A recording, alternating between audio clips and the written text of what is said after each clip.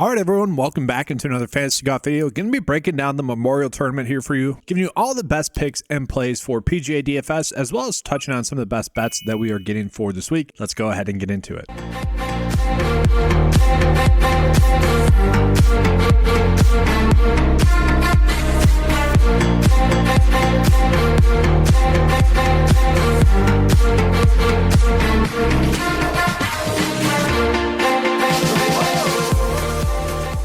Now, before we get into that, I do want to just get into a quick recap from last week. Last week was a little bit, and I don't want to say a little bit, it was a very tilting week, but it's also kind of been the theme of this 2025 season, which has been a little bit annoying. That theme has been that we just haven't really gotten any safe golfers, and the ones that we do on paper that week just seemingly are not coming through or are coming through as much. And you could argue that really the whole year has been that. Like Sky Scheffler has really been the only safe golfer we have gotten. And even last week, you're better off just playing Tommy Fleetwood at his pricing and then getting to obviously Ben Griffin as well. And so even with how Scotty's been priced, he hasn't exactly been safe. And that's really what we have this week, I would say, as well. But this was the main build that I ended up with DFS-wise, and it's super annoying. Obviously, the safe plays, Daniel Berger, Aaron Rai, both ended up missing the cut, just could not get anything going.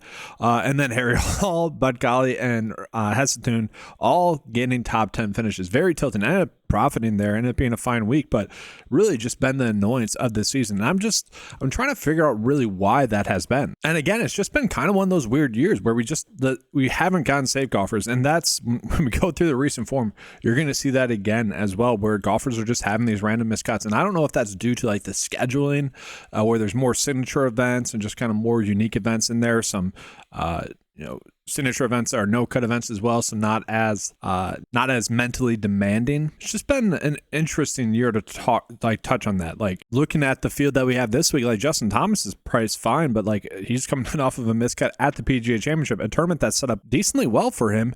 Then you look at some players like Tommy Fleetwood, like he's properly priced. He's probably the next safest golfer that we've gotten when you consider pricing. So it has definitely been a unique year in that regard. We really haven't gotten that quote unquote typical safe golfer that we've gotten in years past. Like in years past, we had players like Harris English, for example, the year of Harris English, where he was just like continuously mispriced, and a player that we were just able to get on a bunch PGA DFS wise, and really for over like a year, we were able to get on him a bunch, where he was just safe and reliable every single week. And just the DFS side of it is like, we were able to get to him every week, even though he wasn't like high owned or high priced. Or my personal fun year, just Scott Piercy, right? The year of Scott Piercy was extremely fun as well. Basically the exact same thing. Never properly priced, always a little bit too cheap. That was very fun. Been on Andrew Putnam. There's kind of been the year of Andrew Putnam. And then as always, it's basically been the Xander Schauffele year basically every single year. The theme of this year is we really haven't gotten that. Like Ben Griffin, for example, who has now won twice, a player that had been on a decent amount, but never like extremely mispriced or anything. So you're never really going out of your way to target him.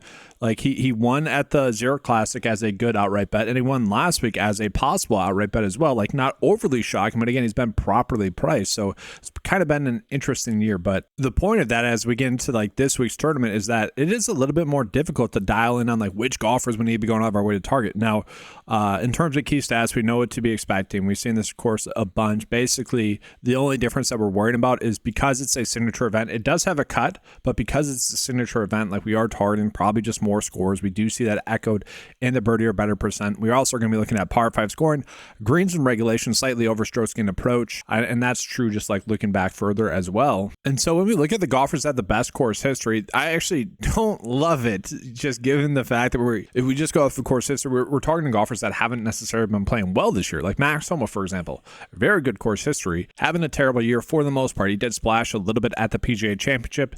I could see that being like a sign of things to come for him, and we could get to him, but also don't love that. Jordan's been very hit or miss. Patrick Cantlay kind of finally had a bad week, and I say that in his previous week, and I say that because he had been someone that had been playing pretty well, and it's just like, all right, either you're going to win here or you're going to have the week that we actually saw end up happening. last week or in his last event. Then we look at someone like Xander. Xander's extremely high priced this week. And although I do think he's like getting towards like that really good form of his, kind of that second best golfer in the world form. And I could see that happen this week as well, where we see him like maybe even potentially win again. But that consistency has been a little bit off. And that's what makes this week difficult. So like this week, we're probably just going with Scotty, who has tremendous course history, first, second, and third here.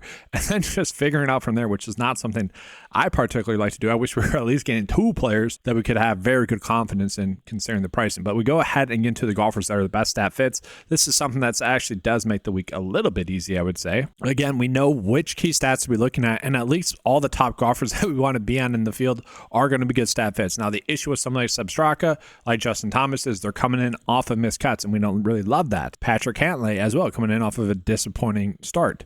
Alex Norm, we have a very small sample size on him, coming in off of an injury. So we do have a decent amount of concerns, and so that is definitely worrisome. We go a little bit further, like Victor Hovland's been having a strange year, okay? We don't really know how to trust him. Then we have Matty Schmid, who ended up finishing second. He's actually in some pretty good form. He's mispriced, and he's almost like, I wonder if he's going to be extreme chalk, just simply because I think a lot of people are going to try to go Scotty, and if you're going him, you got to get Matty in there as well, because it just makes a lot of sense where you're just targeting a lot of good form. So that is the issue that we have this week. But let's go ahead and take a peek at that pesky recent form of this season. And so we look at it, guys. So yes, obviously Scotty's been in the best form in the field. Then from there, Corey Connors been a make cut machine. We love that 11 straight for him. We see multiple top 20 finishes in there. The only one where he hasn't finished top 20 in was recent form number 3 for him, where he finished 49th. But other than that, very good stuff. Harris English playing some pretty good golf, and even like last week for him, it was trending very well for Harris English to have a good week, and he ended up finishing 53rd last week. JT Poston, exact same thing, where very disappointing week for him. Tommy Fleetwood has been really the next best safe option, and so if you're going with a fair and balanced build, probably going with Tommy Fleetwood, which great to get, like ugly, right? Yeah, Keegan, not the best, probably event for Keegan Norns there again, but he was a little bit banged up, so we worry about that. Shane Lowry, disappointing in his last start. JT, disappointing in his last start. Ryan Gerard, holy crud. After round one, it really seemed, and really like 24 holes into the tournament, it seemed like, all right, that Ryan Gerard call is going to end up being very good. Now, he ended up making the cut. That's what we wanted out of him, but really a terrible weekend out of him. That was very disappointing. Bud Colley, I mean, look at this guy's 3rd, 5th, 4th, 6th. He does have some pretty good form mixed in there, but also 72nd, 55th, 32nd. This isn't necessarily a course that sets up well for him, but he's cheap enough where we could think about it. Daniel Berger, obviously, we're just not getting the form that we need to have extreme confidence in players. And so again, that's where we're just going to end up probably with another 50% Scotty Scheffler week, which is annoying. And so we go ahead and get into some of the dark horses, some of the favorites in the field this week, the 9K and above players. Obviously, again, Scotty Scheffler is just the player that I think we want to go out of our way to target. And obviously, again, just to reiterate, Scotty Scheffler is the class of the field, and he's really the only golfer that we can fully trust, excluding Xander. We'll get in Xander into a second, but like the issue with Scotty is the pricing, right? Okay, Scotty makes everything difficult, and if he does what he does last week, which is finish 4th, that's good enough. But at the same time, we could also be on a golfer like last week, for example, Tommy Fleetwood. And again, that is what makes this week difficult. That's really what's made this season difficult. And shout out for DraftKings for doing the pricing correctly. And so my approach is probably going to be basically last week 50% Scotty, and then 50% filling in from there. So it'll be Xander. There'll be some of these other golfers I'm about to touch on. We're calling out that you can get Scotty at 3-1. Don't hate those odds. Obviously, he has tremendous course history here. Would not be shocking at all to see him win, obviously. Now, from there, we have to deal with Xander. Xander is pretty cheapish, I would say. If you're doing fair and balanced builds, it's actually very, very easy to fit him into your builds. If you are going that route, he is the best specialist in the field as well. So again, looking at all the unique characteristics for that week's tournament, he does rank out number 1 there, which is something we'd like to see. Overall, the second best player in the field, but the issue with him is look at the drop-off. Recent form is 11th in the field. Stat fit is 18th in the field, so not a lock and load option. And again, at the PGA Championship, it seemed like it could be an event where he could contend, and really that never came to fruition for him. Finishing 28th, though, on an off week, we'll take that. And we look at how he's been able to play thus far this year. 12th at the Valspar, 8th at the Masters. It does seem like he's almost there to that former Xander self that we've seen for quite some time. And you could argue, like, yeah, we're seeing normal Xander, I guess, than peak Xander like we saw last week, or last year. But still, we are seeing Xander still play some good golf. I mean, he's made 64 straight cuts in a row, does have fine course history. Overall, does feel like a very safe play. And if you are going studs and duds, fair and balanced, he's going to be a decent click for you. Now from there, let's go ahead and talk about Tommy Fleetwood. Tommy Fleetwood is at 31 odds on some sites. We are seeing some very different odds, and that's the thing I want to start with here, guys. So like on DraftKings, you can get him at 31. On FanDuel, you can get him at 31. But MGM has him at 20 to 1. You look at a site like Betway and Unibet, they have him at 18 to 1. So we are seeing some different odds. It does make sense why those sportsbooks, Betway, Unibet, would be a little bit lower on him, whereas some American books would be a little bit higher on him. That makes sense volume-wise and whatnot. Now, course history-wise, he only has one start here, which was a top 20 finish at this tournament last year, which again, I mean, we would take. It is a limited field event. You would want a little bit more than that though. Specialist wise, does rank out well. Form has been pretty darn solid. 3 of his last 4 starts have been top 10 finishes. So we do like that there for him at a very cheap price tag as well. You could arguably start out builds with him and then this next golfer and feel pretty good about your chances to probably get 6 for 6 across the cut line. And so from there, we get into Corey Connors, who Corey Connors as well has been one of those very safe golfers. He's also going to be a golfer that is a top 12 stat fit, second best in recent form. Obviously been playing some great golf. I do like him as an outright bet at 33 to 1. I feel like that's a pretty good number for him. He's just been playing too good a golf for too long to not have a recent win. You know, going back to the Players Championship 6th and then 8th, 18th, 8th, 49th at the RBC Heritage. Kind of going back to what I was saying about golfers just on weeks where it seems like they're going to win at the RBC Heritage, where Corey Connors basically an ideal play, very good stat fit, very good form, finished 48th. Just like that's been the year. And then we're back 11th at the Truist and then top 20 at the PGA. So a little bit annoying there, but he does feel like a very good price golfer play that we can get to. And again, I think you could logically actually get to Xander, Corey Connors, and Tommy Fleetwood all in a build together. Whereas if you're not playing like Scotty, I think that's a fine route to go. And so heading into the dark horses now, it is an interesting call, I would say, with the golfers that we're looking at in this tier. Okay, because again, all of the players from like this point on are going to have some sort of flaws, which for a signature event like this, it is a little bit weird. Like we should be getting some safe plays in the event that's supposed to have the best golfers in the world, right? And we're just not getting that safety. So Straka coming in off of a disappointing week. Course history wise, fine. It has gotten better each year over the past 4 years, and he's someone you could argue could easily win this week as well. The only concern that I really have with that is that he has won that event recently at the Truist Championship, but you could argue, yeah, who cares? We've seen Ben Griffin now win twice. Like that's not too crazy to see multiple winners on the PGA Tour in a season. And again, course history has gotten better. Going to be a good staff at second best staff in the field, and that's obviously really good. So 7th in the field in birdie better percentage, 11th in the field in ball striking, 6th in the field in greens regulation, and 6th in the field in par 5 scoring. So that really bodes well for him. Like I feel like we can play him somewhat in confidence here. Like again, if we're doing fair and balanced builds, he is someone that does make a decent amount of sense. Now from there, like Daniel Berger, I think I'm fine going back to the well with him. Very, very disappointing week last week. If you guys were watching the coverage on him though, he was someone that like the putts were like right there and just missing them barely, like touching the hole, just not dropping, just missing barely on a bunch of putts. And it almost seemed like he just needed one of those to drop, then to get hot. Now, he is someone that was in great form. And again, this has been kind of the theme this year, is that you got these golfers that are coming in with some pretty trending form. Maybe it looks like they could burst through and get a win. And the exact opposite happens where they're just struggling to miss in the cut. It wouldn't be surprising to see him bounce back. And I think that's why he's priced this way, but it does come with some risk. Same thing with Siwoo Kim. Now, Siwoo Kim, I would argue, should be pretty safe. Okay, Siwoo Kim has tremendous course history considering the price tag. So 15th, 4th, 13th, and 9th. All really good stuff there from Siwoo Kim. On top of that, he's going to be the 6th best stat fit in the field. Nothing really concerning stat fit wise. We would like, his par 5 scoring to be a little bit better, his greens and regulation to be a little bit better, but his greens and regulation, his ball striking to be a little bit better, but he is scoring on par 5s, ranking out 6th in the field, and his birdie or better percentage is also pretty darn good. Again, with this being a limited field event, we do want to target golfers that are going to score in general, and just obviously we want them to make the cut. But good course history, recent form has been solid. Wanted a little bit of a better finish out of him last week, 28th. Like it seemed like after his really good round 2 that he could be someone that would find his way, maybe get into contention, and that just did not end up happening.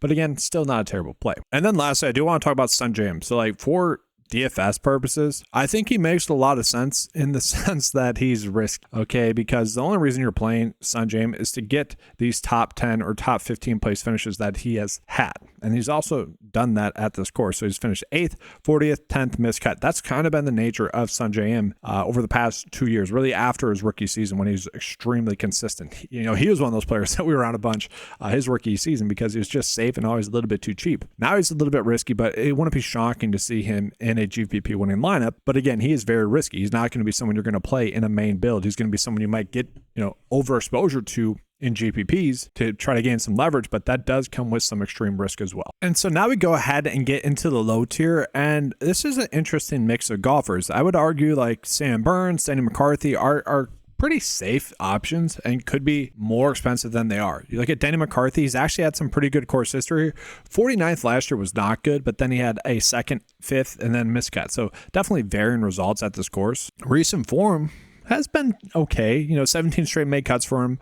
8th in his last event is obviously pretty good, but really not the best stat fit. I think we can rely on him to make the cut, but from there, I just don't know what we're going to get from him. I would rather go with someone like Sam Burns, who has shown some pretty decent upside at this tournament over the past 2 years. 15th over the past 2 years at this tournament. Also been playing some pretty good golf, guys. 5 straight make cuts for him. And if we look at it, guys, like the PGA Championship top 20, well, obviously we like that. Truist 30th, CJ Cup 5th, RBC Heritage 13th. So he has been playing better golf after some disappointing starts in there at the Valero and Valspar Championship. So I would like to see a little bit better longer form. But if you look at it over the past 5 events, he ranked 6th in the field in recent form. Now, when you go back a little bit further, past 15, past 10, only like around 25th on average there. So don't love that. We are chasing that more recent form there. So, not the safest play. I kind of get why he's priced this way, but at the same time, given the constraints that we have this week, he does look like one of the safer clicks. And to me, same thing could be said about JJ Spawn. Now, I wish he had a start at this tournament other than the one that he had 2 years ago where he finished 29th. This is a course in a tournament where I do want to see golfers. I want to target golfers a little bit more that have that course history, and he doesn't have that. Now, he's in the 9th best recent form in the field, 21st best stat fit. Been playing some good enough golf. 2nd at the Players Championship, obviously. 6th at the Charles Schwab Challenge. Just been playing some good enough golf, and I do like the pricing on him, but at the same time, not without his flaws. And again, that goes back to the whole point of this video, really, this whole season. We don't really have any safe plays, and that's obviously what sucks. Now, again, Tommy Fleetwood, Xander, Connors, those should be safe plays. I would argue Sam Burns, given his pricing, should be a safe play. I would like to toss JJ Spawn into that mix, but it's just not an ideal play. But that, again, is the theme. Good enough, though. Don't get me wrong. Good enough. And then from there, let's just talk about Taylor Pendrith. Taylor Pendrith has been a very good stat fit for most of the year, for most of his tournaments. He is someone that does have course experience, although be it not the best. It's okay, 38th and 58th. His form has been interesting. So 5th at the Houston Open and then 5th at the PGA Championship. Given the conditions of the PGA Championship, the Memorial Tournament does tend to play closer to that. And so it wouldn't be surprising to see Taylor Pendrith be someone that we're getting to. For PGA DFS purposes, if he comes in pretty low owned, I think I would like that. I think I would probably try to get to him a little bit more. This is a weird week where it really just depends on the ownerships. Like, is someone like Taylor Pendrith is not chalky? Is someone like Sungjae is not chalky? I'll be overweight. If they are chalky, I'll probably be underweight on them because then the risk doesn't meet the reward as much so if they're popular plays. So it's an interesting week in that regard. And then we go ahead and drop into this value tier. It is an interesting range. Like, I think Christian Bazunau does make some sense. He's been a golfer that has, been trending, I would say, towards having a really good week. Does have good course history here, 4th, 40th, 37th. Like, I get the price and that's fine.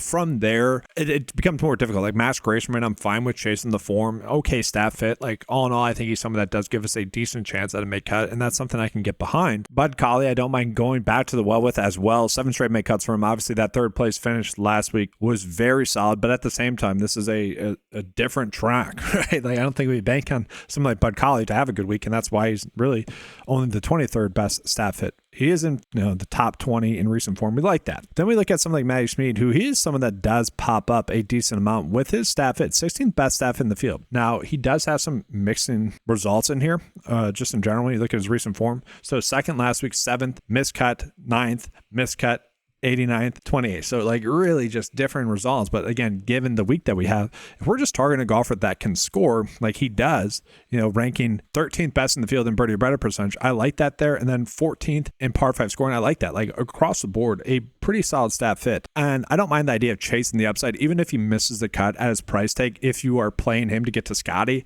that probably will be fine. Like, I think that's a risk we can take. And so now we're going to go ahead and get into the core plays for this week.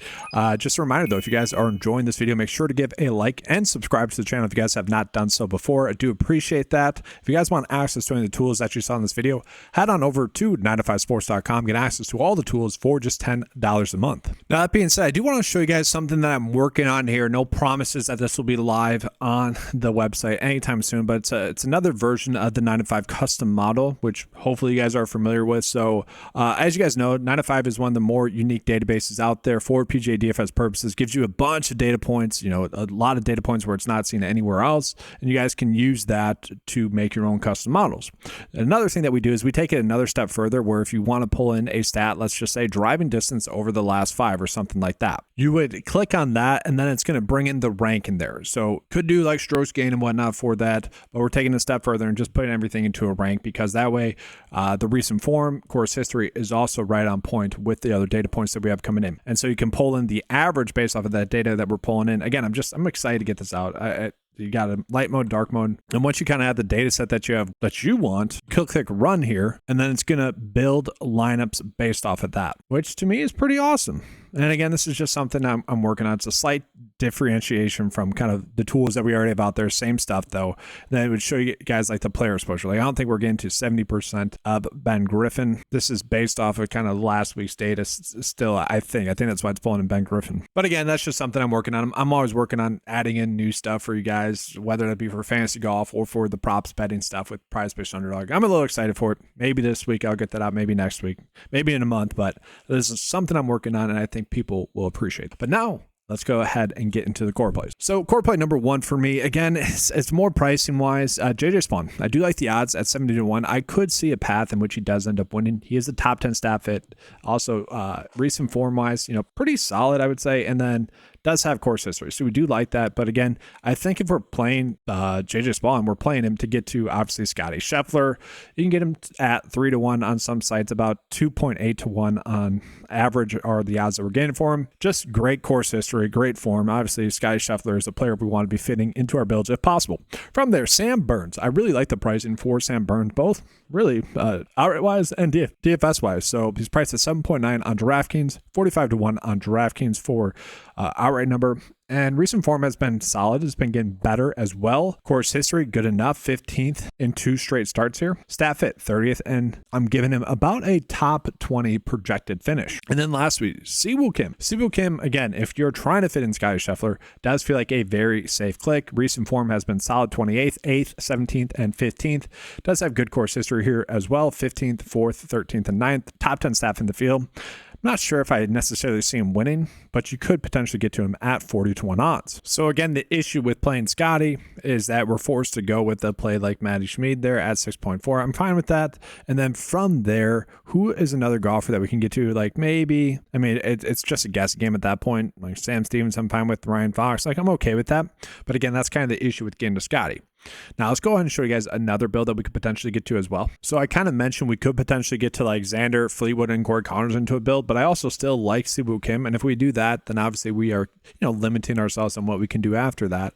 So maybe we don't get to Xander. We do a very safe or fair and balanced build. Sam Burns, Tommy Fleetwood, Corey Connors, Siwoo Kim. Then we have 7.6 left over. That's okay. Maybe we could even still get to someone like Denny McCarthy that does have that very good make cut streak going. Then we're still at 7.4 left over. Maybe we take the risk with someone like Alex Noren, who again, like with him, the biggest question is health and is what we saw in his last tournament going to be something that holds up. Could always go with the risk reward option and Taylor Pendrith there as well. That's kind of my thoughts for the starting point for lineups. Let's go ahead and get into what the 9to5 lineup builder is seeing or telling us is going to be the best approach to go with. And so looking at kind of what we'd be looking at lineup path wise for this week, let's just go ahead and give the lineup builder 2 data points to go off of here. And then we're going to click generate just to get the overall feel of what it's telling us is going to be the top lineup approach. And so it's getting to that fair and balanced approach is what it looks like, or is what it's telling me here. Does like Keegan Bradley a little bit more than I do probably. Does like JJ Spawn, Taylor Pendrith, again, risk reward option. Again, I'd be fine being overweight on him depending on what the ownerships are for this week. Let's just take a peek at what it's like. And so yeah, probably too much of these two for sure, right? This is just a general first look build, but still getting to about 5% of Scotty, which, you know, I definitely want to get like 50% of that. And let's just take a peek. Let's say if we just lock in Scotty, what are the lineup passes looking like there if we do that? Just take a quick peek at that. So still obviously Keegan Bradley, Taylor Pendrith, given the pricing, a lot of JJ Spawn, JT Poston still interesting. So it likes Max Graceman a little bit more. Just interesting lineup approaches. So I differ a little bit from what the lineup builder is telling us to do this. But that's going to be all for this video. Again, make sure to leave a like on the video, subscribe to the channel if you guys have not done so before. If you guys would like access to any of the tools that you saw in this video, make sure to head on over to 9to5sports.com. Get access to all the fantasy golf tools available on the website for just $10 a month. Including that is going to be tools for both PrizePicks and Underdogs prop betting. That's going to be all. Thank you for watching. Good luck. And as always, let's keep cashing.